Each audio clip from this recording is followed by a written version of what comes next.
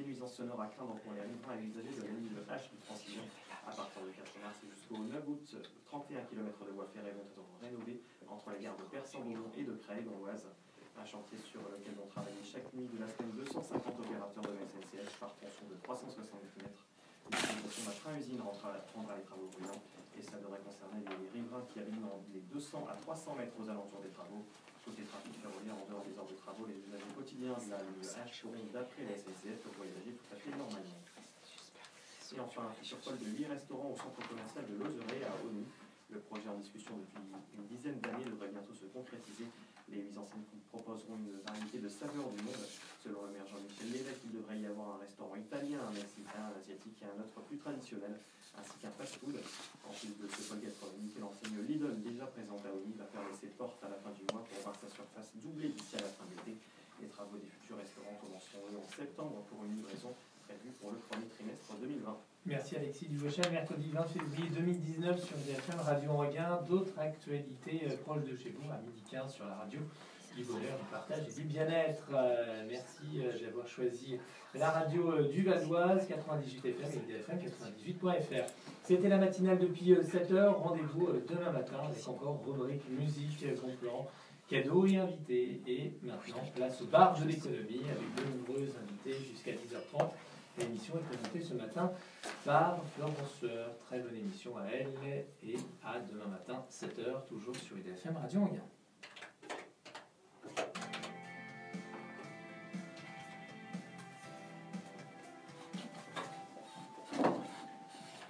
Ça y est, je vais pouvoir me reposer. Ça va, Christophe?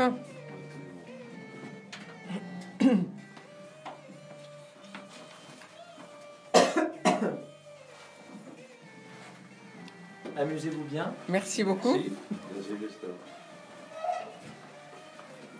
Il y a Jean-François Bellon qui doit arriver, Christophe. On guette la porte.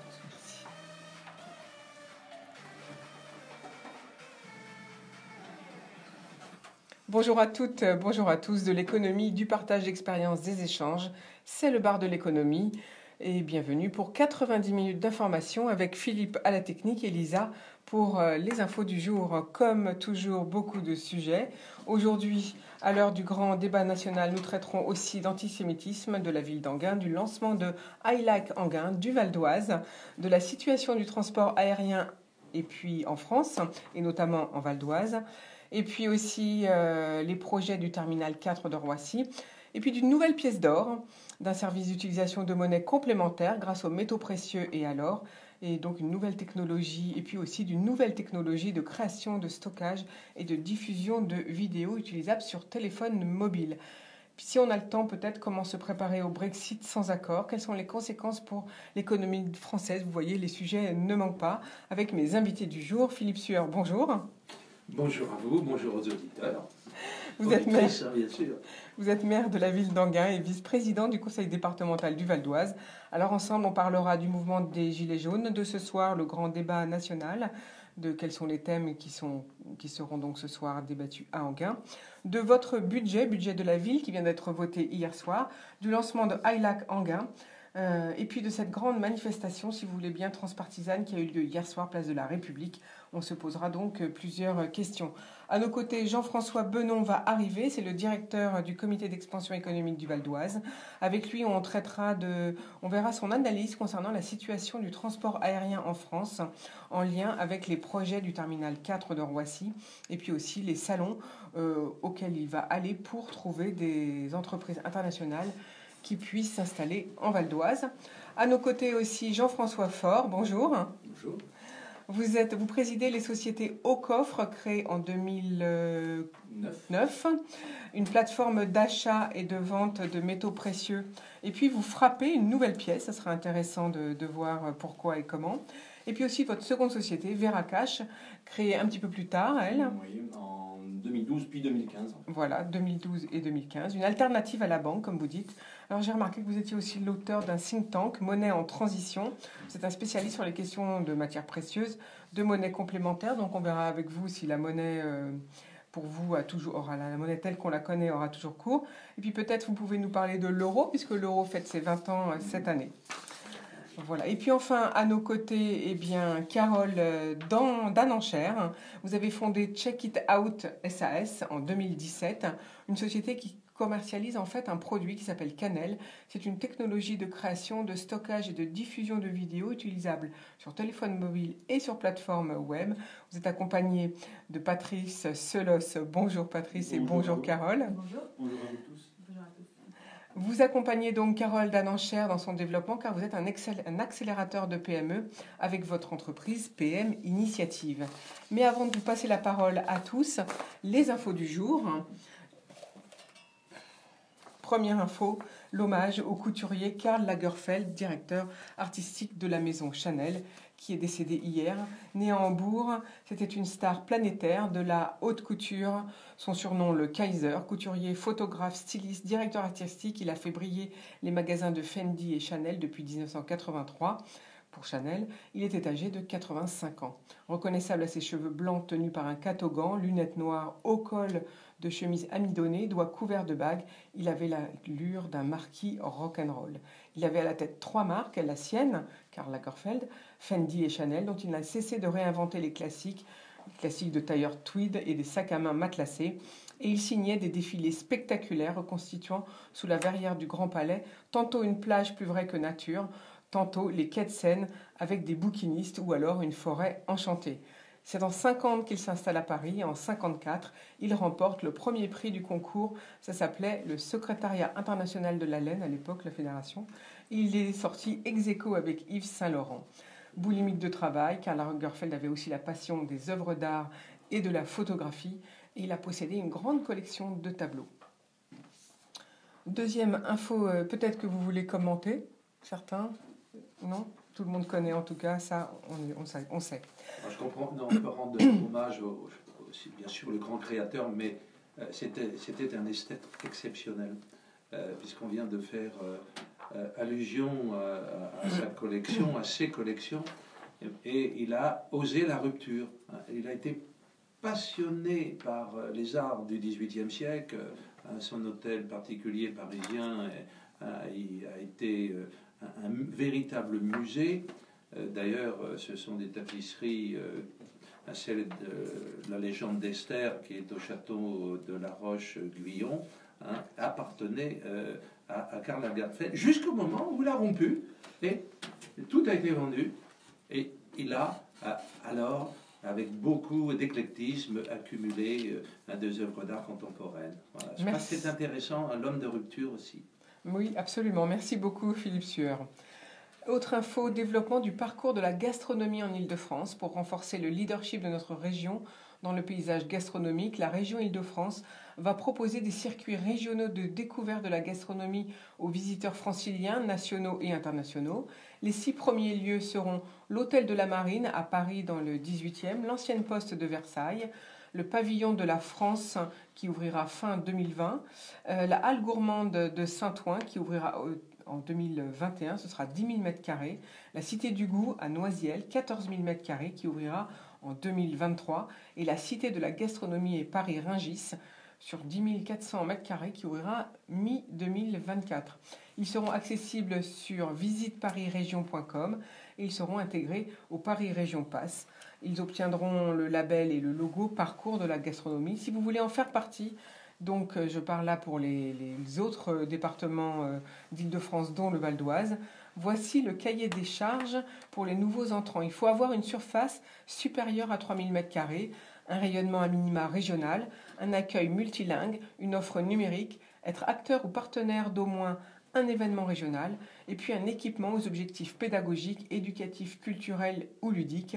Il y aura bien sûr une sélection, mais vous pouvez déposer vos projets sur la plateforme mesdémarches.île-de-france.fr. Si vous souhaitez en tout cas plus d'informations sur le Fonds régional pour le tourisme, eh bien, vous pouvez les rencontrer le 23 mars à Bure-sur-Yvette, le 30 mars à Damary-les-Lys et le 6 avril à Chamarande en Essonne. Peut-être Philippe Sueur, on peut commenter le parcours de la gastronomie en Val d'Oise. Oui, brièvement, parce que c'est une belle initiative de la région Île-de-France, puisque sa vice-présidente chargée du tourisme, Amida Rezeg, était il y a 10 jours en Val d'Oise, à Royaumont, pour présenter le fonds, effectivement, d'aide à l'investissement, le Fonds régional pour le tourisme, mais a été évoqué ce parcours. Alors, ce n'est pas un parcours gastronomique au sens où c'est un recensement de belles adresses ou de grands noms, mais des lieux qui sont des lieux de performance. On pourrait commencer parfois par les Halles de Rungis, mais elles sont titanesques au regard, mais c'est une très belle idée. Et j'arrive à me demander si le marché d'Enghien-les-Bains, qui fait un petit peu plus de 3000 m², jadis il était plus vaste, par la qualité de ses produits, de ses marchands, ne pourrait pas revendiquer. Mais il faudrait l'ouvrir dans ce cas-là tous les jours. C'est une autre réflexion. Puis juste un clin d'œil, parce que le mois de janvier a été le mois de révélation des nouveaux étoilés Michelin. Et en Val d'Oise, nous avons donc un grand bonheur, c'est de voir le restaurant qui a été ouvert par Noëlla Deno, donc d'être récompensé d'une étoile. Donc à Pontoise, l'or qu'il est, une étoile au Michelin, 3 mois évidemment de réservation. Donc ça, c'est une le samedi, le vendredi, le samedi, m'a-t-on dit. Très bonne nouvelle pour le Val d'Oise. Merci beaucoup, Philippe Sueur. Je signale que Amida Rezeg, la vice-présidente chargée du tourisme en région Île-de-France, sera à notre micro le 18 avril. C'est super. Autre info, c'est la vente d'HLM pour accélérer le logement social en Île-de-France. Le préfet de région, préfet de Paris, Michel Cadot, vient de réunir les services de l'État et les partenaires publics-privés du développement de l'offre des logements en Île-de-France, c'est-à-dire les promoteurs, les bailleurs sociaux, les financeurs, etc., sur le maintien d'un haut niveau de production de logements sociaux et de logements intermédiaires. En 2018, les objectifs de construction neuve ont été atteints. 89 200 logements ont été autorisés, 78 400 logements ont été mis en chantier dans l'unité urbaine du Grand Paris. Mais un groupe de travail doit identifier au printemps 2019 les territoires concernés qui fixera les objectifs annuels de production de logements intermédiaires. Pour y parvenir, la vente d'HLM devra permettre de financer la construction neuve et la rénovation urbaine. L'État demande aux bailleurs sociaux d'intégrer davantage de petites surfaces, c'est-à-dire des T1, donc des studios et des 2 pièces, dans leur future construction pour densifier les opérations et les attributions de logements. Philippe Sueur, qu'en pensez-vous ? Je suis dans une position vraiment contrastée, parce qu'il y a un véritable besoin de ce qu'on appelle le logement intermédiaire pour renforcer ce qui est appelé le parcours résidentiel, en fonction donc de l'évolution de la famille, de sa géométrie, de ses revenus. Il faut offrir donc une capacité de graduer le parcours, de partir peut-être, on est un jeune couple, il n'y a pas d'enfant, on est dans un T2, et puis après c'est 3, c'est 4, si nécessaire, mais si les revenus aussi sont progressifs, on peut aller sur de la qualité. Or, il nous manque en Île-de-France du logement intermédiaire. Mais la capacité donnée par la loi Elan, puisque c'est dans la loi Elan que le principe a été donc acté légalement, de vendre des HLM, des logements sociaux, ça pose un vrai problème. On est quand même en déficit sur les logements sociaux. On n'est pas dans le bon rythme. Pourquoi ? Parce que d'abord en Île-de-France en particulier, en province, il y a des logements sociaux vacants, mais il y a des secteurs qui sont vraiment très, très contrastés. Mais chez nous, nous sommes en retard, pour des raisons, parce que le foncier est très cher dans l'Île-de-France, et on va autoriser, pour des affaires aussi de trésorerie, ne l'oublions pas, que les bailleurs sociaux, les grands bailleurs sociaux, pourraient donc dégager jusqu'à 40 000 logements mis à la vente. Alors, pourquoi pas la ville d'Enghien-les-Bains, avant la loi SRU, avant les obligations et les fameux quotas qui sont discutables, parce que certains sont inatteignables et complètement idéologiques par ailleurs, mais la ville d'Enghien-les-Bains a autorisé des bailleurs sociaux de la ville à vendre. On peut dire que dans l'histoire, on a, je crois, sur Enghien, c'est 125 à 130 logements sociaux qui ont été vendus à leurs occupants. Donc, des primo-acquéreurs qui ont fait par là, je crois, un très bon choix, un très bon investissement. Mais il y a la question du quota de la loi SRU. Comment, dans des communes qui étaient à 18-19% pour atteindre les 20, maintenant c'est 25%, comment la question va être réglée. Alors on dit, les quotas resteront virtuellement compensés par les ventes virtuelles pendant 10 ans. Donc pendant 10 ans. Pendant 10 ans seulement, on peut dire. Oui, c'était pendant 10 ans. À moins qu'il y ait eu, là, j'ai pas très précisément, je peux faire là sur ce point des 10 ans, donc une erreur, parce que je n'ai pas vu la loi Elan dans son détail. On y a davantage travaillé dans la phase préparatoire. Voilà, c'est ça le dilemme. C'est le dilemme. Tant mieux pour les occupants acquéreurs. Je crois que c'est une très très bonne chose, mais arrêtons l'esprit géométrique de notre haute fonction publique, de dire il y a des quotas, vous devez garder vos quotas. Alors moi, il y a une autre question que je voulais vous poser à ce sujet, parce que par exemple à Épinay, on voit qu'il y a des logements qui ont été vendus, mais les gens sont incapables de les entretenir. Comment on va faire? Ça, c'est tout le problème. S'il y a un partage en plus... Des copropriétés dégradées, effectivement. À Épinay, là, les tours, d'ailleurs, sont restaurées avec des moyens publics.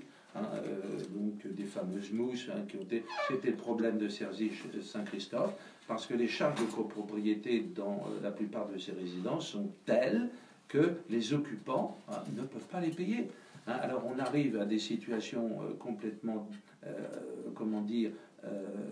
en impasse, où les chantiers sont arrêtés, et où les occupants, jeunes propriétaires, n'ont plus les moyens, et on voit souvent des saisies de leurs biens, saisies au bénéfice de qui?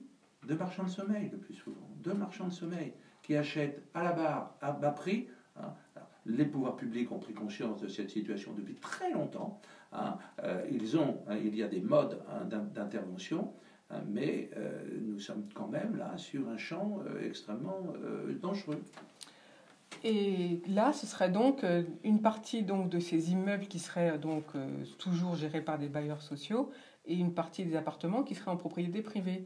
Comment ça va se passer, l'entretien des immeubles? Sur la mixité là. Sur la mixité, puisqu'on permet la vente. Si j'ai une copropriété, ce sont les règles de la copropriété qui vont s'appliquer. J'ai dans Enghien notamment un immeuble ancien où un bailleur social possède, pas la majorité, loin de là, mais je ne sais pas, 30% environ. Ça se passe comme dans toute copropriété, bien ou crispé. Merci beaucoup Philippe Sueur. Autre info, c'est Île-de-France Mobilité, anciennement le STIF, qui a sélectionné les sociétés CETEC et PADAM pour déployer la centrale régionale de transport à la demande sur tout le territoire francilien d'ici la fin de l'année 2019. Alors une centrale de réservation et de gestion des services de transport à la demande va être mise en place au niveau régional pour apporter des réponses d'un déplacement sur mesure aux habitants des zones les moins denses, en complémentarité bien sûr des modes réguliers comme les lignes de bus ou bien les trains. Une dizaine de zones en grande couronne sont couvertes avec ce système d'ici l'été 2019, avec une extension progressive, bien sûr, à d'autres services d'ici 4 ans sur l'ensemble de la région Île-de-France. C'est Valérie Pécresse qui nous fait cette annonce hier. Contrairement à des lignes de bus classiques et des véhicules de plus petite taille, ils vont adapter donc leurs itinéraires et leurs horaires en fonction des requêtes des voyageurs. Ces réservations pourront se faire soit par téléphone, soit depuis une application dédiée. La réservation faite, l'utilisateur pourra suivre en temps réel sur l'application dédiée l'arrivée de son véhicule. La centrale sera lancée, donc je vous l'ai dit, en été 2019 avec 3 services de transport à la demande expérimentés jusqu'au mois d'octobre. Et le service sera élargi dès le mois d'octobre à une dizaine de transports à la demande d'ici la fin de l'année. La montée en puissance escomptée est de 40 services de transport à la demande sur les 4 ans qui arrivent. L'investissement porte sur un marché de 2,8 millions d'euros sur 4 ans uniquement pour la seule centrale. À terme, on pourra penser au transport scolaire flexible, peut-être, ou à la prise en charge même des personnes à mobilité réduite. Philippe Sueur, vous voulez commenter? Oui, parce que je salue effectivement l'annonce, le principe, mais ça coûte très cher. La question est celle ensuite du financement. Nous connaissons bien le transport à la demande. C'est une initiative qui a été mise en place notamment pour le secteur de Roissy afin de permettre aux salariés de Roissy, notamment pour les périodes de week-end, de nuit, d'avoir des transports à la demande. Ça s'appelle chez nous Filéo. Mais ça coûte cher. Il y a des participations des collectivités, d'ADP, des grandes compagnies pour le faire fonctionner. Nous avions jadis, et on s'en était éloigné, puis on est en train de remettre en place, mais dans les territoires ruraux, notamment du Vexin, on avait ce qu'on appelle les taxis ruraux. Ça coûtait très cher également. Bon, donc bravo pour le principe, mais simplement la grande question, qui paye? Jean-François Faure, qu'en pensez-vous? Alors, ça, c'est spécifiquement un sujet sur lequel, par exemple, les monnaies complémentaires pourraient apporter une réponse. Parce qu'on est sur des logiques où, en fait, le transport, etc., on est en silo. C'est-à-dire que vous devez trouver un modèle économique spécifiquement sur le sujet abordé. L'intérêt des monnaies complémentaires, c'est, en fait, vous fléchez, en fait, la monnaie qui est utilisée, et vous lui permettez en fait de passer d'un silo à un autre et ainsi en fait de trouver un modèle économique équilibré sur l'ensemble des sujets qui sont traités grâce à la monnaie. Pour illustrer et vous faire comprendre, je vais prendre l'exemple d'une expérience qui a réussi, qui était au Brésil, dans la ville de Curitiba. C'est quelque chose qui a été mis en place dans les années 70 et c'est une ville qui avait différents problèmes. Elle avait un problème de tri des déchets d'un côté. Elle avait un problème lié au transport en commun de l'autre. Bon, deux sujets qui, nous, vu de la France, sont visiblement plutôt séparés. Eux, comment ils ont fait ça? Ils ont dit aux gens, voilà, c'est pas compliqué, vous nous ramenez vos déchets triés, en échange de quoi? Soit on vous donne, pour 7 ou 8 kilos de déchets, on vous donne 4 ou 5 kilos de légumes, ou bien on vous donne un jeton utilisable dans les transports en commun. Qu'est-ce qui s'est passé? Donc les gens se sont mis à trier. Et les personnes qui de toute manière étaient vraiment comme nous aujourd'hui, 40 ou 50 ans après, sont toujours focalisées à vouloir être tout seuls dans leur voiture de 2 tonnes. Au Brésil c'était pareil, donc ça faisait des bouchons, etc. À partir de ce moment, ils se sont dit, les transports sont gratuits, donc je vais plutôt utiliser les transports en commun. Donc c'est une expérience qui a plutôt très bien marché pendant une vingtaine d'années, et donc avec deux univers qui étaient finalement plutôt séparés, grâce à une monnaie qui a créé le lien entre les deux, on a pu trouver un modèle économique, puisque vous l'avez bien compris, ces déchets triés qui à la base étaient une source de coûts, s'est retrouvé être une source directe et indirecte de profit grâce à la mise en place de cette monnaie. Donc vous voyez, typiquement aujourd'hui sur des problèmes liés au transport en commun en Ile-de-France, il y aurait peut-être des choses un petit peu malines à mettre en œuvre. Mais peut-être que là, il faudrait que l'État joue peut-être son rôle de régulateur ou de modérateur pour intégrer peut-être justement cette transversalité qui manque. C'est ce que j'allais dire, une réflexion plus transversale. C'est souvent la question que je pose aux élus qui viennent me voir, enfin qui viennent nous voir à ce micro. Merci beaucoup Jean-François Faure pour ce commentaire et cette jolie expérience du Brésil. Autre info, une année record pour le capital investissement en France. D'après Inextenso, 3,4 milliards d'euros ont été levés en 2018 sur un total de 591 opérations. Les entreprises de la French Tech ont vu leur ticket moyen par tour de table progresser de 21% sur la période 2016-2018. La croissance des montants investis en 2018, plus 27%, s'accompagne d'une augmentation du nombre de levées, plus de 20,8% par rapport à 2017. Le ticket moyen reste relativement stable, avec 5,7 millions d'euros en 2018 contre 5,4 millions d'euros en 2017.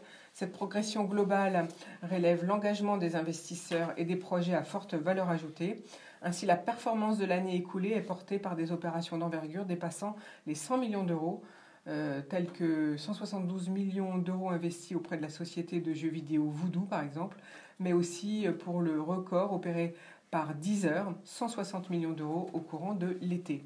Ou encore le leader français du covoiturage Blablacar, qui a réussi à lever 101 millions d'euros.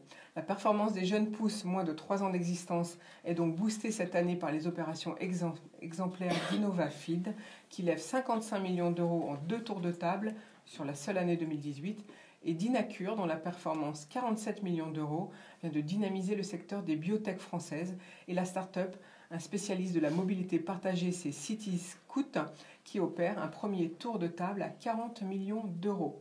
Au regard des montants levés, les entreprises âgées de 3 à 5 ans réalisent la plus belle performance sur cette année 2018 élève plus d'1 milliard d'euros, progressant de 62% par rapport à 2017, notamment grâce à d'autres levées comme Dataiku, 98 millions d'euros, Kyoxon, 42 millions d'euros, ou Black Market, 41 millions d'euros. Toutes trois ont été créées entre 2013 et 2014 et sont inscrites au top 20 des opérations. Alors je pense que Jean-François Benon, Patrick Solos et Jean-François Faure, ou même Carole Donencher, ça vous fait réagir? Patrick Solos. Oui, enfin, bonjour à tous. Ce que je voudrais dire, c'est qu'au niveau donc, des chiffres évoqués, ça fait rêver, vous voyez, des centaines de millions. Derrière cela, il y a également donc, des milliers de start-up qui, elles, n'envisagent pas du tout de lever aujourd'hui 100 millions d'euros, mais quelques dizaines de milliers d'euros, quelques centaines de milliers d'euros. Or, ce qu'il faut bien voir là-dedans, c'est que si aujourd'hui nous avons donc un accroissement en 2018 de ce financement donc, qui est de différentes natures, donc financement par les business angels, financement par les sociétés d'investissement, financement par les banques. Et par les plateformes. Des plateformes de crowdfunding, par exemple. C'est essentiellement parce qu'en 2018, il y a eu un tout petit événement particulier qui s'appelle aménagement fiscal. L'aménagement fiscal est passé de 18% à 25% uniquement pour l'année 2018. Ainsi, donc, toute personne souhaitant investir en 2018 s'est empressée de le faire avant la fin du 31 décembre donc, de l'année, de manière à pouvoir profiter donc, de cet aménagement. En 2019, il en va tout autrement, l'avantage sera réduit. Donc, on verra bien à la fin de l'année donc, ce qu'il en est exactement. Ce qu'il ne faut pas également oublier, c'est que cet avantage fiscal est remis en question d'année en année. Ce qui fait que, par exemple, pour 2020, nous ne savons pas du tout si l'aménagement fiscal va perdurer. Et auquel cas, eh bien, je ne voudrais tout de même pas être un oiseau de mauvais augure, je préfère passer la parole à quelqu'un d'autre. Alors, l'aménagement fiscal, comme vous dites, il porte sur quoi? Qu'est-ce qu'on peut déduire? En clair, par exemple, une société, donc un particulier qui souhaite investir donc, dans une start-up, Canel, qui actuellement est en période de levée de fonds, souhaite investir par exemple 1 000 euros, eh bien, il le déclare au titre donc de l'investissement petite et moyenne entreprise, eh bien, il a une possibilité de déduction de 180 euros sur les 1 000 investis. Voilà. Donc, ça lui permet globalement, ce qu'il ne faut pas 18%. oublier, c'est que la rentabilité financière, elle n'est pas extraordinaire. Globalement, on calcule que ça fait 3,5% de rentabilité annuelle pour des opérations donc, qui vont prendre 5 à 10 ans. Donc, parce que vous n'aurez pas le retour sur l'investissement avant 5 ou 10 ans. 3,5% avec avantages fiscaux. Vous retirez l'avantage fiscal, effectivement. il ne reste plus grand-chose. Merci beaucoup pour ce commentaire. Oui, alors, Jean-François Faure. ce qu'il faut vraiment noter, c'est qu'effectivement, les effets d'aubaine et le fait qu'on soit sur un système où justement on a du mal à se poser sur des lois qui permettent un peu de créer un temps long autour des investissements est un vrai souci. Et ça se traduit même tout simplement dans la profession de gens qui permettent de lever des fonds. Et on l'a vu par exemple avec les sociétés de crowdfunding où la moitié sont aujourd'hui soit malades, soit même carrément disparues. Parce que tout simplement la disparition de l'ISF qui a été un petit peu brutale, alors qui était peut-être souhaitable, en tout état de cause, ces plateformes de crowdfunding qui permettaient en fait de profiter des avantages fiscaux à investir, soit en tant que particulier ou particulier à l'ISF, le fait que c'est disparu, sur le coup la carotte disparaît ou en tout cas est reportée sur une autre manière d'investir. Et donc vous avez typiquement une profession qui disparaît ou qui est moribonde parce que les choses se sont passées de manière extrêmement brutale. Et il faut quand même minimum 2-3 ans avant de pouvoir se retourner et pivoter sur une activité. Donc, ce que vous voulez dire, en fait, c'est que le fait de l'IFI, c'est que le législateur a juste oublié d'indiquer si on pouvait, avec l'IFI, verser à des startups alors qu'on pouvait le faire avec l'ISF. C'est ça que vous voulez souligner. Voilà, il y a tout un collatéral sur le coup qui a été oublié. Des faits, qui est évidemment certainement positif pour les personnes concernées. Mais le Sénat l'a redemandé. On attend maintenant de voir si ça va être voté par l'Assemblée nationale. Merci beaucoup en tout cas à tous les deux pour ce commentaire. Autre info du jour, C'est présenté au Mobile World Congress à Barcelone dans 10 jours.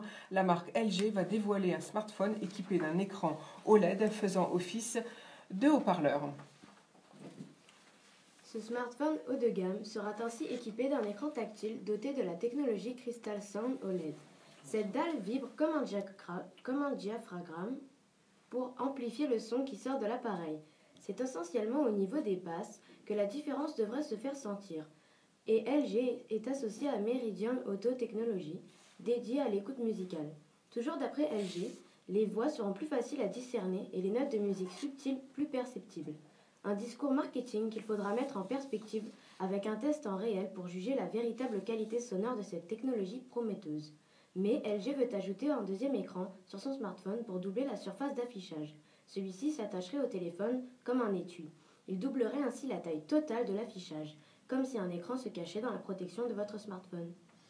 Merci Lisa. Jean-François Benon, vous allez aller au World Congress, je crois, au Mobile World Congress à Barcelone. Nous serons présents effectivement pendant 2-3 jours dans cette grande manifestation. Je rappelle que c'est le plus grand salon mondial pour tout ce qui concerne les technologies mobiles. C'est plus de presque entre 70 000 et 90 000 participants du monde entier qui viennent à cette manifestation. C'est le rendez-vous effectivement à la fois de la technologie. Nous, ce qui nous intéresse pour ce qui concerne le Val d'Oise dans cette manifestation, c'est que c'est également, et c'est lié à l'évolution de la société, un salon dans lequel sont présentées des technologies clés en matière de protection, de sécurité. Aujourd'hui, tous ces objets connectés sont évidemment magnifiques dans leur design, dans leur capacité. On va beaucoup parler cette année à Barcelone de la 5G. On était à la 4G, la 5G arrive. La 5G, ça veut dire que n'importe où nous serons les uns et les autres, on aura les mêmes débits finalement qu'à la maison avec un téléphone portable, c'est-à-dire comme si on était relié avec de la fibre optique. C'est des choses qui vont révolutionner encore une fois les usages pour l'accessibilité et la connectivité. Mais derrière tout ça, il y a un deuxième aspect, c'est celui-là qui nous intéresse nous dans le Val d'Oise, compte tenu de notre positionnement sur la filière sécurité, c'est qu'il faut effectivement au même niveau des technologies de sécurité. Donc il y a énormément de compétences qui sont présentées à cette occasion du monde entier, des Coréens, des Japonais, des Chinois, avec des inquiétudes, des questionnements, même des doutes. Vous savez qu'on parle beaucoup aujourd'hui de l'un des leaders aujourd'hui de la téléphonie mobile, qui est en train d'ailleurs de doubler, il a déjà doublé Apple, il est en train de doubler Samsung, c'est Huawei. On ne connaît rien Huawei dans le Val d'Oise, puisque la première implantation du siège social français de Huawei était à Cergy-Pontoise. On a accueilli près de 500 salariés de Huawei chez nous, on les connaît bien. C'est vrai que les Américains ont interdit cette entreprise chinoise sur leur territoire. Les Anglais l'acceptent avec des réticences, les Français s'interrogent. Et il y a vraiment autour de tout ça de véritables questionnements. Et nous, ce qui nous intéresse encore une fois, c'est d'identifier dans ce salon impressionnant des pépites, des jeunes entreprises qui ont des vrais savoir-faire dans ce domaine de la sécurité. On a, au fil des années, puisqu'il y a quelques années qu'on y va, identifié des partenaires qui sont restés fidèles d'ailleurs au Val d'Oise. Je rappelle, dans quelques jours, on va recevoir M. Suzuki, qui est le directeur de l'Open Laboratory, du laboratoire d'innovation de Dentsu, un des leaders japonais dans le domaine des télécommunications et de la communication. Eh bien, M. Suzuki, qui sera en Guin-les-Bains dans quelques jours, avec lequel on continue à développer aujourd'hui des projets autour de la blockchain et des technologies innovantes. C'est une de nos pépites rencontrées lors de ce salon à Barcelone et qui a aujourd'hui beaucoup de connexions avec le Val d'Oise. Merci beaucoup Jean-François Benon. Alors on va faire tout de suite, je vous propose, c'est la fin des infos, une petite pause musicale, une pause respiratoire et on revient dans quelques minutes avec nos invités du jour.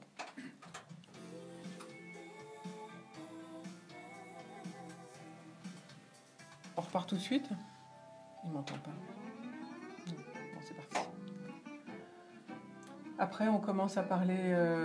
Tu voulais commenter? Non, du tout. C'est Suzuki qui dit. Mais il vient le 25. Il développe des nouveaux projets avec, autour de la blockchain appliquée à l'alimentation.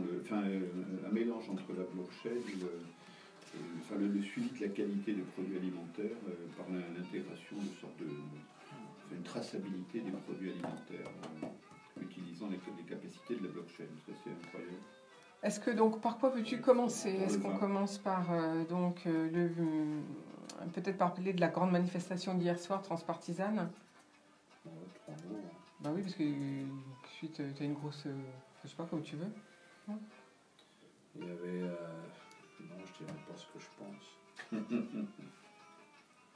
Ouais. Il y a autant de...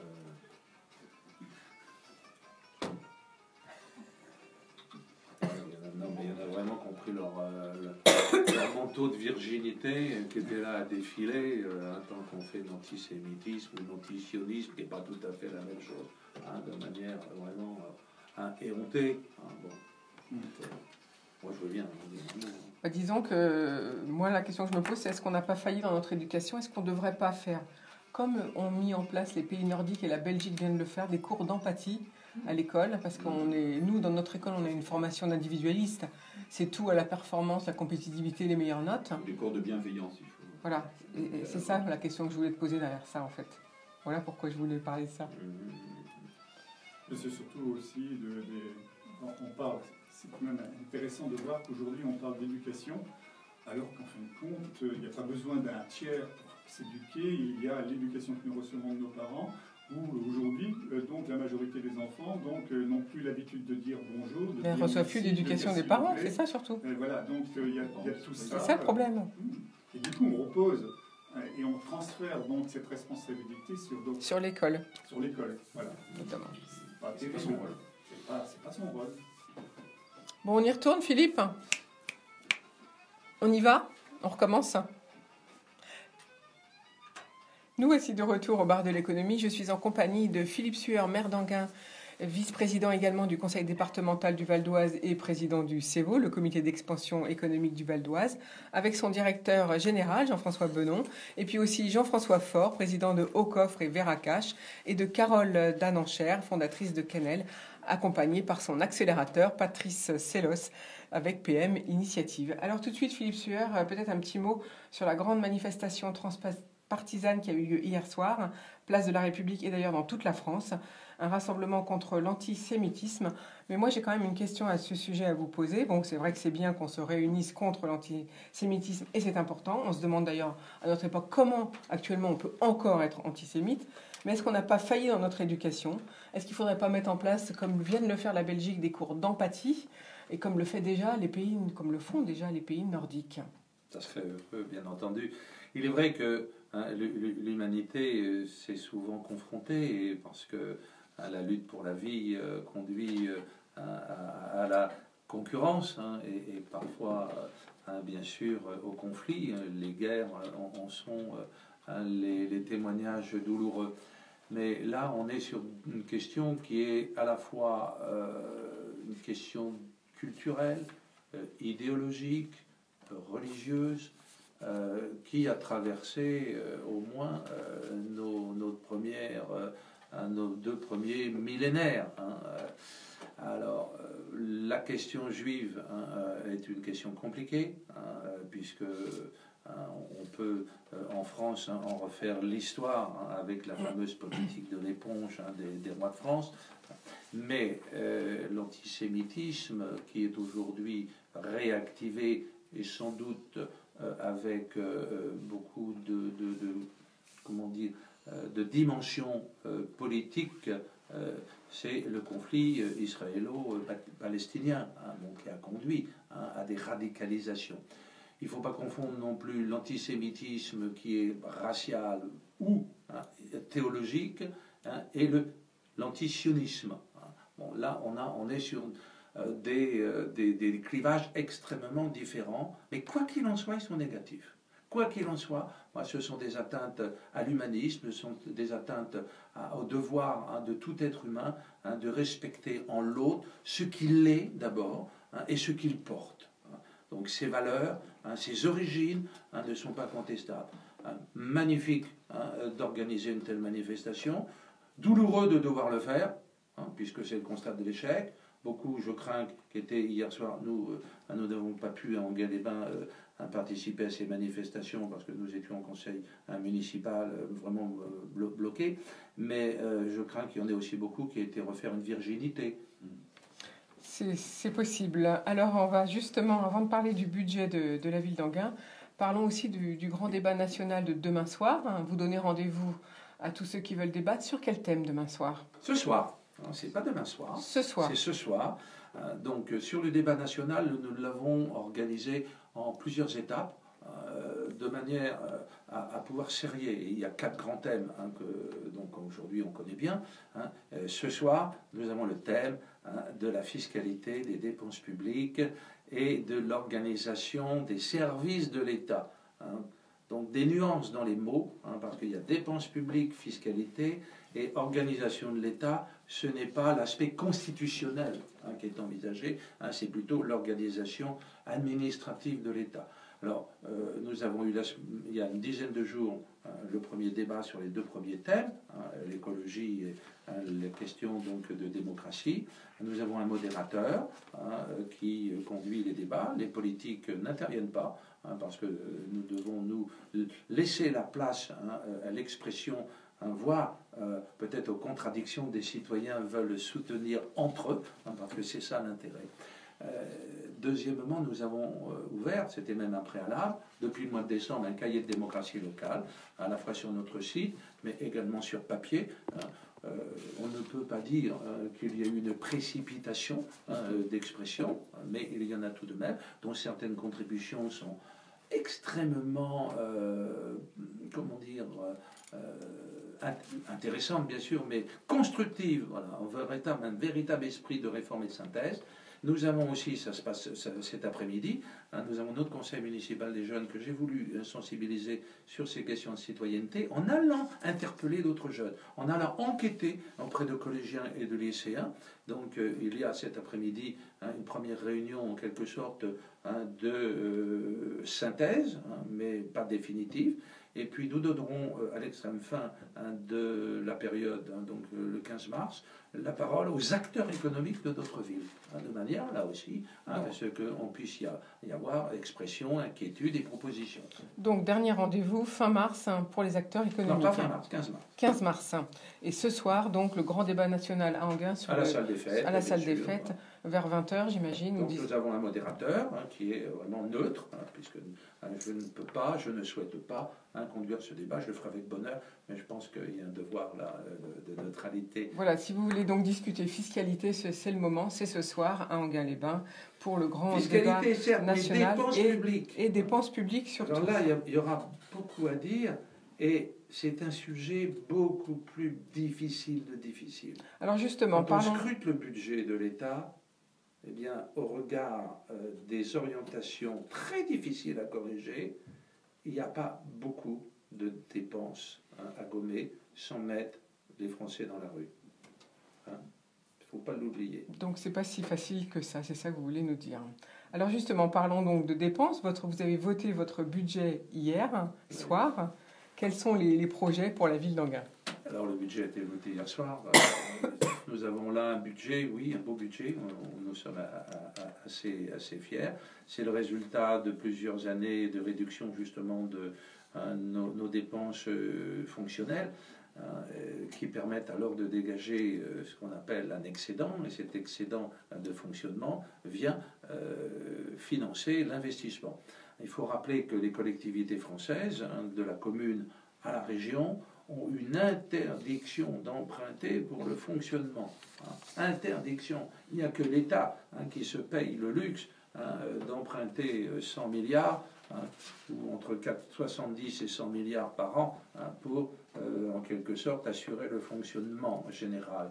Vous avez vu que notre endettement frôle les 100% du endettement de la France, 100% du PIB, nous les communes au contraire. Donc si nous voulons réaliser des investissements, il faut être économe d'un côté, et puis aussi emprunter raisonnablement, modestement. Aucun grand investissement de longue durée à l'amortissement ne peut se faire sans l'emprunt. Ce n'est pas honteux d'emprunter, au contraire.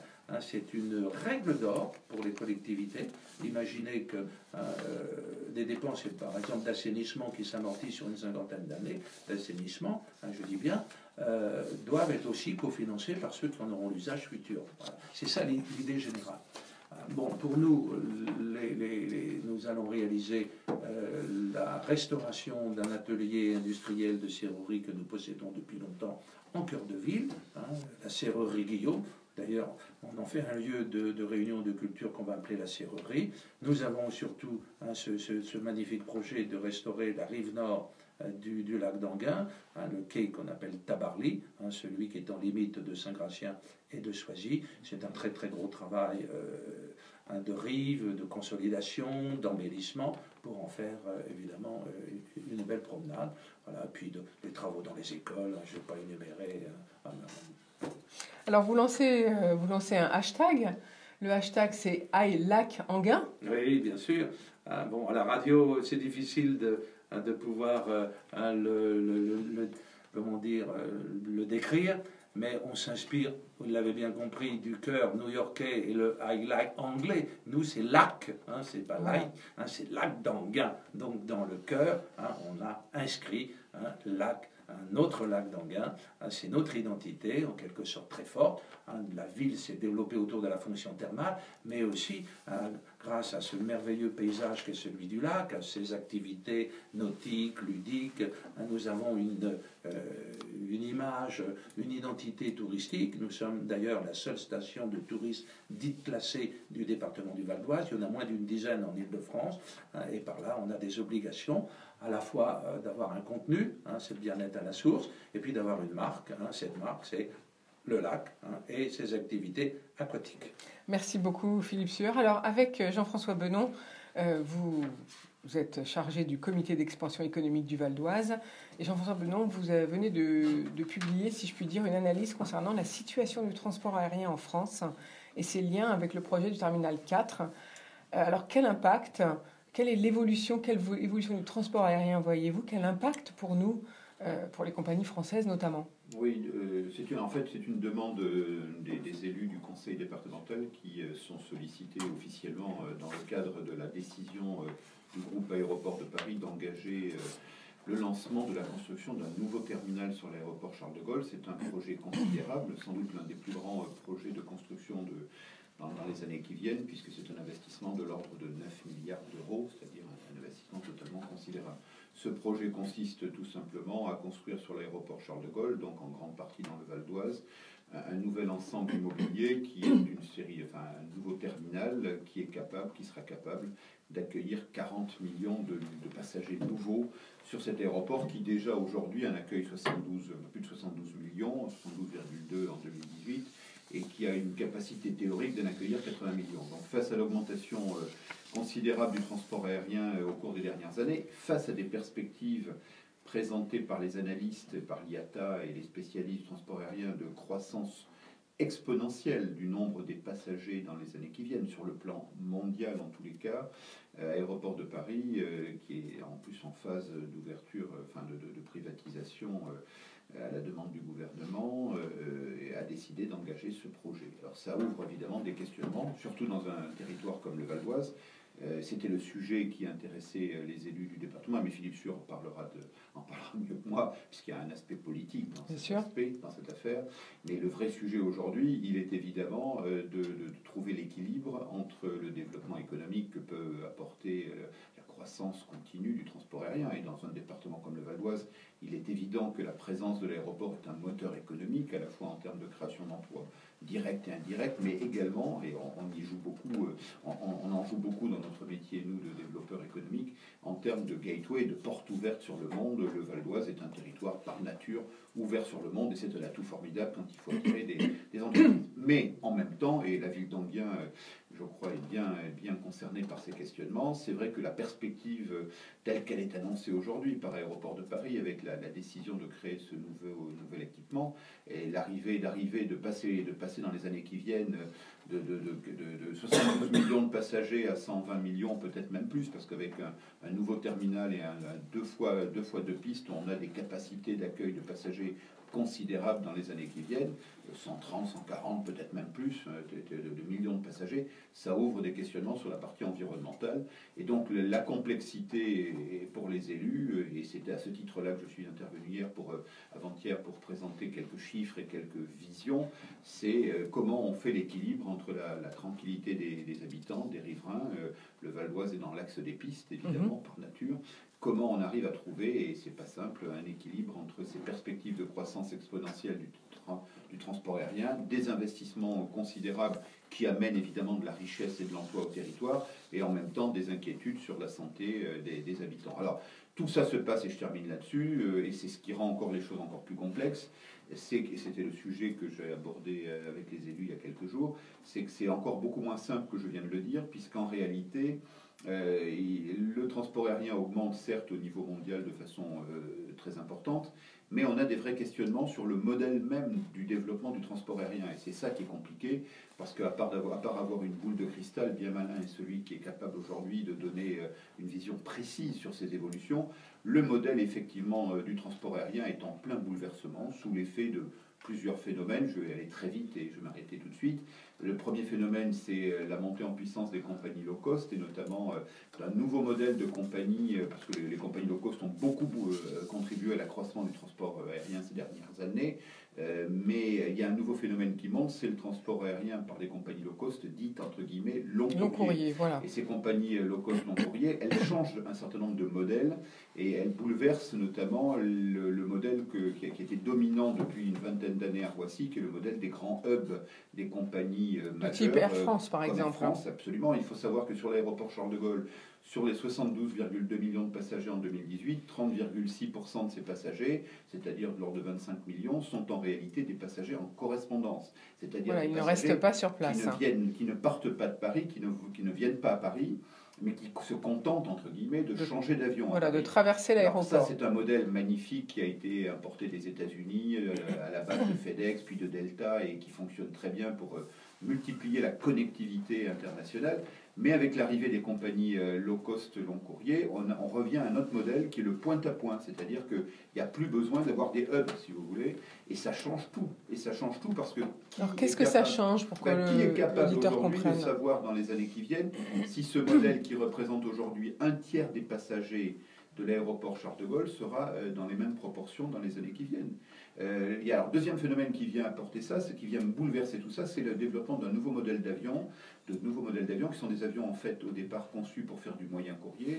Les Airbus 321 notamment sont le modèle idéal, qui ont été rendus par Airbus et Boeing avec le 737 MAX. C'est des nouveaux modèles d'avions moyen courrier qui sont maintenant capables, avec l'apport de carburant supplémentaire, de faire du long courrier, c'est-à-dire de traverser l'Atlantique. Ça veut dire qu'au lieu d'avoir besoin pour traverser l'Atlantique d'un avion type Airbus 330 ou Boeing 777 ou 787, qui sont des avions conçus pour le long courrier, on est capable, à partir de villes de province en Europe, de mettre un avion de 175 places, 180 places, parfois même moins. On a des compagnies tout business qui emportent dans leur avion de ce type-là 70 places, 75 places, de traverser l'Atlantique et de rentabiliser des lignes à partir de villes qui, pour l'instant, n'avaient pas la capacité d'être rentables. Aujourd'hui, au départ de Bordeaux, c'est difficile de rentabiliser un avion de très gros porteurs pour aller à New York tous les jours. Alors qu'avec un Airbus 321, a fortiori équipé avec du tout business, on est tout à fait capable. La ville de Nice, l'aéroport de Nice, dans quelques semaines, aura un vol direct tout business par une compagnie française qui s'appelle La Compagnie. 74 places à l'intérieur, uniquement du business. Et tous les jours, on pourra aller à New York au départ de Nice. Ça bouleverse tout. Ça veut dire que le passager de Bordeaux, de Toulouse, de Nice, de Lyon, pour parler de la France, mais c'est partout comme ça dans toute l'Europe, n'a plus forcément besoin de transiter, comme il le fait aujourd'hui, par un hub de type Paris-Charles de Gaulle. Voilà, et donc, si je résume, l'arrivée de ces compagnies, de ces modèles d'avions de taille réduite, capables de faire du long courrier, d'aller jusqu'à Dubaï ou d'aller jusqu'à New York, Baltimore, Philadelphie, toute la côte est des États-Unis, d'une part, et d'autre part, le phénomène des compagnies low cost qui font du point-à-point, viennent poser un certain nombre de questions sur faut-il aujourd'hui, oui ou non, considérer que le trafic d'un aéroport comme Charles de Gaulle va nécessiter un investissement de 9 milliards d'euros pour agrandir des aérogares si un tiers de son activité peut être progressivement remis en question par ces nouveaux modèles. Alors c'est des questionnements, je n'ai pas la réponse, mais c'est des questions qui méritent d'être posées, et c'était l'un des sujets que les élus ont abordés, parce qu'ils sont eux-mêmes, mais ça Philippe Sueur vous le dira mieux que moi, confrontés à ce dilemme de développement économique, oui, mais à quel prix pour l'environnement? Donc ça veut dire que le terminal 4, oui, on en a besoin, mais après, faut-il encore agrandir à Roissy? C'est pas sûr. Voilà ce que vous nous dites. Enfin, je sais, Philippe, après on rentre dans la politique, moi je ne veux pas prendre position, mais c'est un vrai questionnement. ADP nous présente, et c'est une logique, surtout à la veille d'une privatisation, la nécessité de se lancer aujourd'hui dans la construction d'un nouveau terminal. Le terminal 4 à Charles de Gaulle, il va être ni plus ni moins l'équivalent de tout l'aéroport d'Orly. C'est-à-dire c'est comme si vous preniez Orly et que vous rajoutiez Orly à Roissy, voilà, en plus de ce qui était le cas aujourd'hui. Ça pose quand même, c'est une augmentation qui va permettre théoriquement de passer de 80 millions de passagers à 120 millions, et en réalité beaucoup plus. C'est un vrai choix stratégique d'investissement pour l'État, pour l'actionnaire, pour tout ce que vous voulez, mais c'est également un vrai questionnement pour les problèmes d'environnement et de survol des avions sur le Val d'Oise. Voilà. Philippe Sueur, vous voulez compléter? Tout d'abord, je voudrais souligner pour nos auditeurs que Jean-François Benon, certes, un directeur général du CEVO, mais vous l'avez entendu, hein, c'est la démonstration est là, c'est un expert sur les questions aéronautiques et aéroportuaires, hein, notamment auprès de la conférence des aéroports européens, l'ARC, hein, où Jean-François intervient régulièrement, notamment sur les questions de fret. Hein. Juste pour mesurer le dilemme politique. 1 million de passagers, c'est 4000 emplois, 2000 en direct et 2000 en induit. Bon, donc vous imaginez 10 millions, et c'est pas difficile en quelque sorte à conquérir, c'est 40 000 emplois pour ce secteur francilien. Je ne vais pas dire valdoisien parce que nous, on sait que, hélas, en ce moment, il n'y a que 12% des valdoisiens qui travaillent sur la plateforme. Bon, ça c'est l'enjeu. Ce qui a été vraiment souligné ici, ce sont les modèles. Là, ça évolue très vite, beaucoup plus vite on ne pense, que Air France n'a pu le projeter, que ADP également le projette, hein, parce que certes nous allons avoir un doublement des transports au niveau mondial, puisque pour 2035 on envisage donc 15 milliards donc de passagers à travers le monde. Ça veut dire que 2 fois la population du monde un voyage, c'est absolument vertigineux. Mais le point à point pose vraiment là un vrai problème de stratégie. Avec une question d'ailleurs qu'on devrait faire rebondir, puisque Bordeaux a été évoqué, mais l'abandon de Notre-Dame-des-Landes, alors là, n'est-elle pas une trahison sur le futur, voilà, en dehors de l'aspect purement écologique, mais qui était devenu plus idéologique écologique. Voilà. Donc pour nous, élus valdoisiens, on a ce dilemme extrêmement fort, la protection des populations, parce qu'il est évident qu'il y a les nuisances sonores, mais il y a aussi les nuisances par la pollution, donc des questions qui vont sans doute s'adoucir par les technologies nouvelles, les nouvelles motorisations, certes, mais on n'a pas totalement là-dessus les garanties. Donc, un élu local a un devoir de protection des populations. Mais tout élu local au niveau départemental ici a aussi cette responsabilité du développement économique et de fournir le maximum d'emplois. Bien sûr. En plus, il y a un grand paradoxe, on peut le dire, le Val d'Oise est une terre de l'aéronautique, par les industries aéronautiques qui sont installées, Dassault à Argenteuil, qui va bientôt se déplacer sur la plaine des Linandes à Cergy, Dassault Falcon Service, bien sûr, et puis tous les grands, Safran, Thales, et les quelques centaines de PMI de très haut niveau de performance qui fournissent la supply chain de la construction aéronautique. Donc vous voyez, les enjeux, on est là vraiment sur un vrai questionnement citoyen, et il faut donc, au-delà des passions, du ressenti que certains d'entre nous vivant sous les couloirs ont, on peut le comprendre, on dit mais qu'est-ce que la solidarité collective, quelle est notre responsabilité sociétale, à la fois dans l'emploi, mais aussi dans la qualité de la vie. Bien sûr. Et puis aussi, quel modèle économique finalement, si, comme vous dites, les hubs régionaux vont se développer, parce qu'on va pouvoir, grâce à la capacité des nouveaux avions, de pouvoir faire d'autres types de transports, effectivement. Beaucoup de questions, je pense, lourdes de décisions pour vous, tant politiques qu'économiques. Jean-François pourrait vous en faire la longue démonstration, mais c'est reparti. Les compagnies moyen-orientales, Emirates & Co., hein, on dévole maintenant au départ de Nice. Hein, De par Lyon, exemple. Bien sûr. Ah, bon. Et Alors puis, qu'avant, il fallait monter à Paris. Absolument. Et puis il y a le problème du bruit aussi, on n'a pas évoqué le problème du bruit, mais c'est vrai Parce que j'ai juste fait allusion, hein, donc nuisance sonore, hein, mais également, éventuellement, nuisance par la pollution. Hein. Bah, vous reviendrez nous en parler si vous voulez bien. On va juste faire une pause de jingle IDFM et après on passe tout de suite dans 2 secondes la parole à Jean-François Faure. On change de sujet. Bon, on est bavard, Non mais c'est normal. On est trop bavard. Nous voici de retour avec mes invités du jour, Philippe Sueur, maire d'Enghien-les-Bains et vice-président du conseil départemental du Val d'Oise, Jean-François Benon, directeur général du comité d'expansion économique du Val d'Oise. Vous avez entendu, on parlait des avions et des développements des aéroports. Et puis maintenant, on va tout de suite passer la parole à Jean-François Faure, président de Haut-Coffre et de Veracash. Alors, Jean-François Faure, vous avez développer 2 sociétés. Tout d'un coup, l'idée vous est prise, vous avez changé de métier, vous êtes allé dans l'or, hein, et là, aujourd'hui, vous allez frapper une nouvelle pièce d'or. Tout à fait. Expliquez-nous. Alors déjà, l'histoire commence il y a un peu plus d'une dizaine d'années, juste avant, malheureusement, l'éclatement de la crise de 2008 que l'on a bien connu. Donc moi, à ce moment-là, j'avais une toute autre activité. J'avais une agence de traduction et par des lectures, j'ai vu que quelque chose de grave allait se produire. Je n'avais pas nécessairement la date, mais je savais que ça allait être grave. Et mon idée, c'était d'acheter de l'or.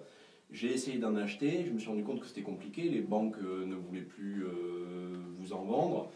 Et le modèle français autour de ça était plutôt vieillissant. Voilà. Et le pire était finalement même pas l'achat.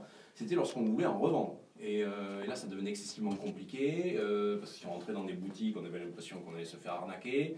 Les banquiers qui déjà ne vous en avaient pas vendu, la plus forte raison, ne vous reprenaient pas l'or qui vous avait peut-être réussi à vous vendre. Ou alors à très bas coût. Voilà, ou en tout cas sur un Enfin, il y avait aussi les commissaires-priseurs, il y a aussi. Oui, mais si vous cumulez les commissions, les taxes, etc., quelque chose que vous avez acheté 100, malheureusement, à la fin, il ne vous reste que 50. Donc ça, c'est quelque chose de très compliqué. Et donc j'ai un petit peu analysé le marché et avant tout je suis un entrepreneur parce que ça fait à peu près 25 ans que je monte des boîtes dans des secteurs différents et là je me suis dit il y a effectivement un sujet donc j'ai planché dessus pendant à peu près 2 ans et donc début 2009 Haut-Coffre est apparu et l'idée c'était de proposer une plateforme qui permette aux gens d'acheter et vendre de l'or entre eux. Nous on sert d'intermédiaire permettant d'assurer l'anonymat de chacune des personnes, d'assurer la qualité des produits qui sont vendus et d'assurer aussi la solvabilité de ceux qui achètent pour que vous ne vous retrouviez pas perdant sur le produit que vous, par exemple, vous revendez, qu'il y ait bien quelqu'un qui vous paye en face. Voilà. Et tout cela avec une conservation au coffre pour s'assurer de la rapidité des transactions. C'est-à-dire que quand vous souhaitez revendre votre produit, même si c'est un dimanche à 4h du matin parce que l'envie vous en a pris, c'est possible de le faire et dans les meilleures conditions et au meilleur prix. Alors justement, donc 10 ans plus tard, c'est 25 salariés à peu près votre entreprise. Oui, au total, une trentaine. Vous avez quoi? Combien de membres? Combien de personnes achètent de l'or par année à peu près? Alors aujourd'hui, on est sur une population d'environ 40 000 utilisateurs si on cumule nos différentes activités. Chaque mois, c'est à peu près 20 000 transactions. Donc on est sur quelque chose qui, contrairement à l'image d'Épinal où on imagine des personnes qui sont... voilà, qui ont acheté leur or et qui l'enterrent au fond du jardin, notre population d'utilisateurs, qu'on appelle d'ailleurs des membres, ne sont pas du tout comme ça, ce sont des gens qui sont plutôt dynamiques, donc ils sont dans une logique effectivement peut-être de thésaurisation, dans une logique de protection de leur épargne, mais ils sont sur une logique régulière, parce qu'ils ont compris que pour éviter de subir les aléas du cours de l'or qui fluctue, on doit être dans une logique de régularité. C'est-à-dire qu'il vaut mieux acheter un petit peu tous les mois plutôt que d'arriver d'un seul bloc avec une énorme somme. Donc ça, notre population d'utilisateurs l'a bien compris. Et après, ils savent qu'il faut... voilà, on va se positionner sur la revente de son patrimoine métaux précieux. Globalement, quand vous avez, je sais pas, Jean-Pierre Pernaut à la télé qui vous dit à ce moment-là qu'il faut acheter de l'or, en fait, il faut être contrariant, il faut finalement faire l'opposé de ce que vous entendez dans les masses médias, et c'est à ce moment-là plutôt le moment de vendre, mais le signal, vous l'avez déjà, vous, perçu en interne, parce qu'à ce moment-là, peut-être votre immobilier a connu une crise, peut-être que votre monnaie a connu une crise, peut-être que votre banque vient de faire faillite. Vous voyez, c'est des choses qu'on a connues en 2008, puis en 2011, et dans certains pays, je prends par exemple Chypre en 2013, les banques ferment un vendredi soir, le lundi matin elles ne réouvrent pas, et elles réouvrent 3 semaines après. Bien sûr. Ou Athènes en 2015, où c'est la même chose qui s'est passée, Même chose. et même en pire, puisque vous aviez à ce moment-là même des populations qui commençaient à avoir peur de ne plus avoir récupérer peur, leur voire même avoir argent. faim. C'est Donc, et ça, on est quand même en zone euro, vous voyez. Donc, Alors justement, avec vous, la particularité, c'est qu'on achète effectivement de l'or, mais on n'achète pas un stock d'or, c'est vous qui gardez l'or dans vos coffres, c'est oui, bien ça? tout à fait. Alors, on achète bien un stock d'or, vous en êtes bien le détenteur. Si par exemple notre société faisait faillite, vous êtes le propriétaire de l'or que vous avez acheté par notre biais. Donc nous, on en est en fait le gardien direct et indirect. Mais notre énorme valeur ajoutée, c'est que sur ce modèle, on vous redonne complètement la main sur l'acte d'achat, ça c'est une évidence, mais aussi surtout de revente. Puisque le plus important dans votre acte en fait, de posséder de l'or, c'est surtout de maximiser votre acte de revente. Et souvent, quand vous avez de l'or à la maison, le temps de retrouver un acheteur, de trouver le bon prix, etc., de le faire dans le bon timing, souvent vous perdez beaucoup. Alors qu'avec notre système, vous fixez vous-même votre prix, donc vous êtes confronté à un marché, qui est le marché des autres utilisateurs de notre plateforme, et qui est en fait lié au marché mondial de l'or. Hein. L'or aujourd'hui... donc actuellement, on l'achète à combien chez vous? Aujourd'hui, on est aux alentours de à peu près pas loin de 1200 €, on va dire, vous voyez, un peu dans 1200 € pour combien? L'once. Alors en grammes, ça fait combien? Une once d'or, c'est 31 grammes 10. 31 grammes. Voilà, et ça, c'est l'unité internationale. Donc l'unité internationale, c'est pas le gramme, c'est pas le kilo, c'est l'once d'or qui se qualifie plutôt en dollars sur les marchés de New York. Ou euros, livres sterling en fonction des autres marchés, donc qui sont en fait des marchés qui sont complémentaires, qui ont trouvé en fait la manière de travailler ensemble, ce qui fait que vous avez une cotation en continu de l'or, et ce sont des marchés qui sont colossaux, c'est-à-dire qu'à l'échelle d'une seule journée, le marché de Londres, c'est plus de 30 milliards d'euros. Qui sont échangés en or. Exactement. Le marché de New York, à lui tout seul, pareil, quotidiennement, c'est pas loin de 40 milliards. Donc vous voyez, aujourd'hui, l'or, qui peut être cette matière poussiéreuse que certains vont qualifier un petit peu de relique barbare, c'est mine de rien, entre le deuxième et le cinquième actif financier le plus négocié Bien quotidiennement. Vous voyez, le premier, c'est les bons du Trésor américain, vous avez tout ce qui se passe autour du Forex, etc. Et vous avez l'or, vous voyez, qui est dans ce top 3, 4 ou 5 des matières les plus négociées. Donc la liquidité, vous voyez, n'est pas le sujet. Et l'intérêt de l'or aussi par rapport à d'autres matières qui sont peut-être plus spéculatives, c'est que l'or, il a avant tout, en fait, tout simplement une réalité matérielle. Alors, je ne parle pas de son aspect physique, évidemment. Si on le compare, je sais pas, des crypto-monnaies, évidemment, l'or, sur le coup, il est matériel, vous pouvez le mettre dans votre poche. Mais c'est que surtout, il y a un marché, je dirais, du quotidien. C'est-à-dire que l'or, c'est la bijouterie, l'or, c'est l'industrie. L'or, il doit être extrait, donc il y a un coût d'extraction, vous voyez, donc tout ça, ça soutient le cours. Vous voyez, on ne peut pas avoir de l'or qui vaut zéro, parce que tout simplement, tant que les gens l'utiliseront, et ça fait 5000 ans que ça dure, il y aura nécessairement un cours, donc nous on s'appuie là-dessus, vous voyez, c'est pas un micro-marché. Alors du coup, vous venez de frapper une nouvelle pièce, pourquoi et comment avez-vous fait pour frapper cette nouvelle pièce? Alors ce n'est pas notre coup d'essai, puisque on avait déjà commencé avec, sur le coup, une pièce en argent, en 2015 avec la Tanzanie, donc c'était la fameuse Vera Silver Zanzibar, ça c'était en 2015. Ensuite on a réitéré avec une pièce bijou avec le Tchad, ça c'était l'an dernier, donc une pièce que vous pouvez porter autour du cou, mais comme elle a un cours légal, sur le coup, vous ne payez pas de TVA. Alors en fait de s'appuyer sur un pays, c'est que ça lui donne un cours légal, c'est pour ça que vous avez fait ça. Exactement, on négocie directement ou indirectement avec un pays. Alors très basiquement, on paye des royalties pour avoir le droit de le faire, chose qu'on ne peut pas faire avec l'euro, puisque aujourd'hui évidemment l'euro... il y a des contrats très contraints qui font que, évidemment... On ne peut pas sortir une pièce appuyée à l'euro, une pièce d'or? Moi, en tout cas, aujourd'hui, je ne pourrais pas sortir une pièce qui s'appuie sur de l'euro. Par contre, on a des contrats avec des pays, alors sur le coup plus petits, qui ont peut-être besoin de se financer, etc., qui sont intéressés à vendre la capacité à frapper une pièce avec leur devise. Donc c'était le cas avec la Tanzanie, c'était le cas avec le Tchad. On a même négocié directement avec Gibraltar, donc là sur le coup directement avec le ministre, qui est d'ailleurs génial, enfin, je suis très fan du ministre de l'économie de Gibraltar.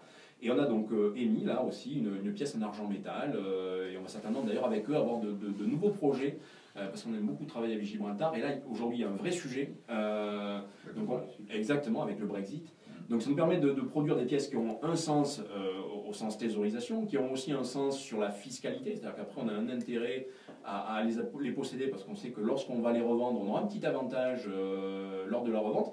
Et puis ce sont aussi des pièces qui ayant un cours légal, étant officiellement dans la liste des pièces de tel pays, que vous pouvez aussi collectionner.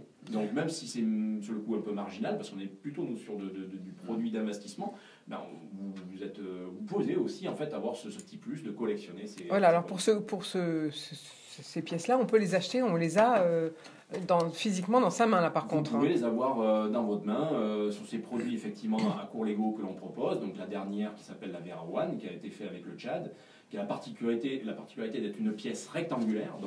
Donc le petit jeu, c'est le premier qui appelle un lingot, il met 2 € dans une cagnotte, parce que c'est pas un lingot, c'est une pièce, mais elle est rectangulaire. Donc effectivement, vous pouvez soit la faire conserver dans nos coffres, et ça vous permettra de pouvoir la revendre très rapidement, la monnayer plus vite, oui. ou de l'avoir chez vous, ou les deux en fait. Souvent ce qui se passe, c'est ça, c'est nos clients, ils achètent 1/10 qu'ils reçoivent chez eux, ça leur permet de le voir, de le toucher, de voir la qualité du produit, et le reste, ils ont compris à quoi ça ressemblait, ils nous le font conserver, comme ça c'est plus rapide pour eux lors de la revente. Et alors du coup, vous avez développé Veracash, c'est un service d'utilisation de monnaie complémentaire basé sur les métaux précieux aussi. Oui, alors, qu'est-ce que ça permet de faire? Alors ça c'est notre deuxième activité, alors qui a d'abord été créée en 2012. Enfin, j'ai pensé à ça en fait très basiquement devant mon frigo. Je me dis tiens, comment je pourrais payer ce qui est dans mon frigo avec de l'or, sachant que c'est une monnaie qui existe depuis 5000 ans, et pourquoi aujourd'hui ce n'est plus une monnaie entre guillemets comme ça officiellement utilisable. Donc ça a été notre travail. On a sorti donc fin 2012 une carte, une Mastercard, qui vous permet partout où vous êtes dans le monde de pouvoir payer avec un compte qui est adossé à des métaux précieux. Donc ça a plutôt très bien marché dès le départ. Mais pour moi en fait le projet n'était pas totalement accompli, parce que d'un côté vous dépensiez vos euros pour acheter de l'or, et quelques années après vous revendiez cet or pour revenir en euros. Je dis bon, ok, c'est pas mal, mais c'est pas le degré absolu de ce que je souhaitais. Donc on s'est dit, voilà, on va aller plus loin et on va en faire une monnaie d'échange. L'idée, c'est à ce moment-là de rester dans cette monnaie or et de pouvoir la faire circuler, de ne pas revenir en euros. Donc notre projet Mastercard ayant très bien marché, on a développé une société spécifique. Donc on a fait un spin-off de notre activité ocoff.com traditionnelle. Et donc ça, cette société, on l'a lancée fin 2014, début 2015, et vraiment poussée comme une monnaie d'échange. C'est-à-dire que les gens qui ont donc acheté cette matière or, qui est créditée aujourd'hui spécifiquement sur un wallet, vous avez un wallet, une application mobile qui ressemble à ce que vous avez avec un PayPal, Lydia, qui va vous permettre évidemment de gérer votre compte en matière précieuse, donc notamment votre usage de votre petite Mastercard, que vous pouvez utiliser pour aller dans n'importe quel commerce où une Mastercard est reconnue. Mais vous allez pouvoir utiliser aussi cette application Wallet pour envoyer de la valeur à une tierce personne. Par exemple, un ami à qui vous devez de l'argent, ou par exemple à votre fils parce que vous lui avez ouvert un compte jeune.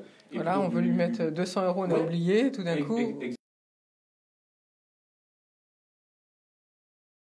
Même plus dans l'euro, et utilise uniquement ce Veracash. Donc ils se transmettent en fait cette propriété de cette valeur or pour ne pas en sortir. Et là, donc en fait, pour vous, on peut presque vivre sans avoir besoin d'euros finalement.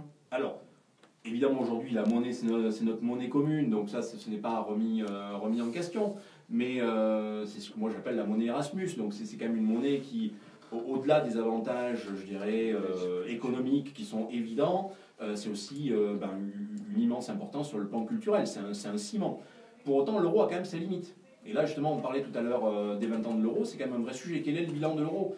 Est-ce qu'aujourd'hui, l'euro n'est peut-être pas une monnaie trop forte pour certains pays? On l'a vu en 2015. Bien sûr. L'euro était une monnaie qui était peut-être incompatible avec l'économie grecque. Vous savez, dans certaines villes et villages, on a mis en place des monnaies locales complémentaires parce que l'euro n'était plus utilisable. Vous voyez. Donc, nous, en créant Veracash, on n'est pas là pour une alternative, mais on est là pour peut-être compléter sur des sujets sur lesquels l'euro peut ne pas être référent, ou peut-être une monnaie un peu compliquée dans certaines situations, notamment peut-être des situations de crise, et on sait que ça peut arriver. Effectivement. Est-ce que vous connaissez, vous, les effets, par exemple, du Brexit? Aujourd'hui, on est toujours quand même à savoir comment il va se monter. Et donc, quand vous, pour l'instant, on est plutôt, oui, on ne sait pas. Brexit acté, et on ne sait toujours pas comment ça s'organise. On n'est même pas capable de prendre un téléphone et qui on appelle pour savoir comment ça va se passer. Là, pour l'instant, on est en train de se dire, ça va peut-être être une sortie sans accord. Là, pour l'instant. Ce qui serait grave. Donc, ce qui serait grave. D'ailleurs, Honda vient d'annoncer aujourd'hui qu'en 2021, ils ne reconduisaient pas leur usine en Angleterre. Merci beaucoup Olivier Faure, Jean-François Faure, pardon, on aurait beaucoup de questions à vous poser, mais on va quand même laisser la parole maintenant à Carole. Une petite question, Philippe Sueur. C'est vraiment là, on découvre un nouvel univers monétaire. Juste un petit clin d'œil, parce que vous avez évoqué l'once de Troyes, en Stroy, qui est un vestige de nos poids et mesures français. Tout à fait.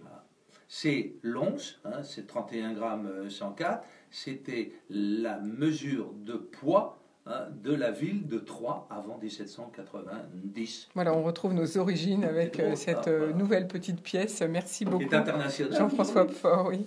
Bah, vous reviendrez nous en parler si vous voulez bien, Jean-François Faure, même si je sais que vous venez de Bordeaux. Donc en tout cas, c'est très intéressant de parler de ça. Et c'est vrai qu'on dit toujours qu'il faut diversifier ces investissements. C'est une manière de diversifier finalement. Ça rentre exactement dans cette logique.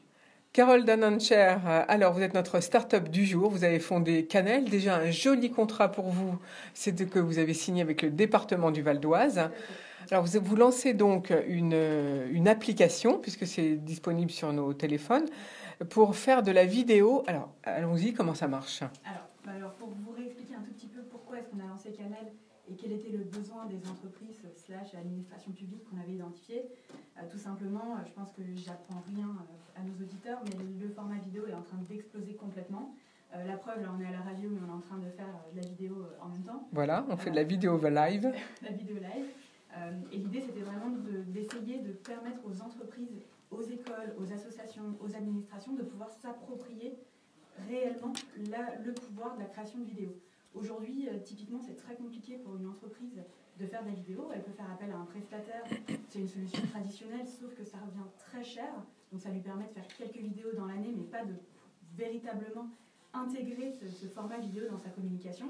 Et nous, on observait une vraie tendance des entreprises et des associations à essayer de le faire par elles-mêmes, parce qu'elles nous disaient, en fait, on n'a pas le budget, de toute façon, c'est trop long de sortir une vidéo avec un prestataire, donc on essaie de le faire nous-mêmes. Sauf que, être un vidéaste, c'est un métier, ça demande quand même un certain nombre de compétences. D'où l'idée d'arriver en fait avec une solution qui va rendre les entreprises, encore une fois l'association, l'administration, complètement autonomes. Donc possibilité de le faire entièrement par soi-même, mais en un minimum de temps, de manière très très simple. Donc aujourd'hui, on permet à tous nos utilisateurs de faire des vidéos en 15 minutes. Donc c'est vraiment de A à Z, c'est-à-dire en passant par le scénario, la captation d'images, le montage, la charte graphique. C'est 15 minutes directement depuis le téléphone, donc on peut le poster directement sur ses réseaux sociaux, on peut le poster sur un site internet, et tout ça accessible à n'importe qui. Alors en fait, concrètement, on télécharge Canel, ça s'écrit K-A-2-N-E-2-L-E, sur l'appli Google, soit sur Google Play, soit sur Apple Store. C'est ça, c'est sur le store. C'est sur les deux? Bien sûr. Sur les deux. Très prochainement sur le store Android. Pour l'instant, c'est sur le Apple Store et bientôt sur les Android. Donc, on télécharge. Et ensuite, vous nous proposez tout un guidage, j'imagine. On doit quoi? Préenregistrer son logo, des choses basiques qu'on veut? C'est encore plus simple que ça. En fait, nous, on va tout simplement récupérer ces éléments-là. Donc, on va récupérer le logo, votre jingle d'intro. Donc là, typiquement, dans nos clients, on va avoir la SNCF. Donc, on va récupérer le fameux logo et le jingle de la SNCF. On va intégrer tout ça dans votre compte entreprise ou administration. Et comme ça, quand vous allez faire une vidéo, vous n'aurez plus jamais besoin de réintégrer ces Voilà, on crée un compte avec tous ces éléments. Vous nous demandez quels éléments, et vous savez, vous avez déjà identifié les éléments dont on a besoin, en fait. Et vous nous demandez de charger finalement ces éléments à chaque fois, c'est ça? Enfin, pas à chaque fois. En fait, ils sont déjà chargés de notre côté. Une bonne fois pour toutes. Et ils vont se réintégrer automatiquement à chaque fois que vous créez du contenu vidéo. Et l'idée, c'est qu'aujourd'hui... Et donc, dès qu'on commence à filmer, tout ça se met en place tout seul. C'est ça? On va nous déjà vous donner des idées de scénarios de vidéos. Donc là, nous, en fait, on creuse tous les besoins des entreprises ou des administrations. Donc avec le département du Val d'Oise, par exemple, il y avait comme sujet de pouvoir interviewer des élus de manière facile, avec un format témoignage déterminé. Donc voilà, quand l'utilisateur du côté du Val d'Oise va tout simplement se connecter à Canel, il va retrouver son scénario déjà préenregistré, il n'a plus qu'à suivre les étapes. Nous, on va vraiment travailler pour permettre de shooter directement la vidéo depuis son téléphone mobile. Donc on va travailler technologiquement, on va stabiliser l'image, on va dessiner un petit bonhomme pour savoir où est-ce qu'il faut placer la personne pour qu'on ait un bon cadrage, etc. Donc vraiment, on travaille sur tous ces éléments. Et à la fin, le montage est 100% automatique. Donc vraiment, donc plus rien à faire. On a juste à lancer. Et c'est pour ça que nous, on utilise souvent la métaphore du PowerPoint vidéo. c'est vraiment donner ce pouvoir de faire des présentations sous format vidéo régulièrement, facilement. Alors, c'est une excellente idée, Carole Danenchère, mais ça coûte combien? Alors, ça coûte combien? Donc ça, c'est une bonne question. Nous, on voulait vraiment être compétitif par rapport à ce qui existe sur le marché pour vraiment le rendre accessible. Donc là, Canel, c'est un logiciel, donc sur téléphone, encore une fois, via format d'application. Et là, on le commercialise sous format d'abonnement. Et donc, à titre d'exemple, pour un abonnement pour 6 mois, c'est globalement ce que prennent nos clients, 6 mois ou 12 mois. Mais sur 6 mois, on serait à 3 000 € pour l'abonnement. Ce qui fait que quand on compare ça au prix d'un prestataire vidéo, où on va être quand même facilement entre 1 000 et 2 000 € une vidéo, bon, bah, il suffit qu'on ait fait 2 vidéos, et avec Canel, c'est de la vidéo illimitée. Donc en fait, on peut en faire 1, 10, 20, 50 ou 3 000 si on veut pendant son abonnement. Ça ne change rien. Et donc ça permet vraiment de mettre le pied à l'étrier et de produire de manière beaucoup plus constante. Oui, par exemple, on fait une réunion, on veut enregistrer, la diffuser à d'autres, eh bien on peut faire, c'est ça que vous voulez nous dire, Exactement. on peut tout filmer finalement. Exactement. Et en fait, on a plein de cas d'usage différents. On va s'adresser aussi bien donc, à... Je donnais un exemple tout à l'heure. Ce matin, on aurait voulu faire une petite interview vidéo du maire ou de différentes choses. On aurait pu faire ça très rapidement. En 10-15 minutes, on aurait pu la poster jolie avec le logo de la radio, le jingle directement sur les réseaux. Et donc là, nous, on va adresser beaucoup de cas de figure différents. Donc on va aussi bien adresser tout ce qui est RH, donc marque employeur. Aujourd'hui, pour recruter, on se rend compte qu'il faut faire la différence sur les réseaux sociaux. Donc quand on est capable de faire des vidéos sympas pour montrer les valeurs, expliquer les jobs, etc., ça marche. On voit que sur tout ce qui est aussi communication interne, on veut faire passer les messages. Aujourd'hui, on a besoin d'aller plus loin que les vœux du président une fois par an en vidéo. On a besoin de faire beaucoup plus. Et donc un exemple, Accor Hôtel, donc, qui est aussi notre client, sur le prélèvement à la source, qui a quand même été un gros sujet, a fait une série de petites vidéos explicatives avec l'expert en interne qui expliquait, qui répondait aux questions des différents collaborateurs chez Accor Hôtel. Donc voilà, on a beaucoup de cas de figure différents. Ça peut être sur le commercial, comment est-ce qu'on va aider à mieux vendre, sur la formation, ça c'est un gros sujet aussi pour nous, la formation sur les gestes métiers. Aujourd'hui, on ne peut plus essayer d'expliquer des gestes métiers par des PowerPoint ou des photos. C'est un peu désuet et on ne capte pas l'attention de nos collaborateurs. Oui, la vidéo, c'est fantastique. Exactement. Et donc, encore une fois, c'est à la portée de tous. Alors, autre question, vous recherchez, ça je sais, des profils de commerciaux pour vous aider à vous développer. Oui. Qu'est-ce qu'il vous faut pour vous développer actuellement? C'est plutôt de trouver des partenaires financiers? Alors, on est en train de terminer notre levée de fonds.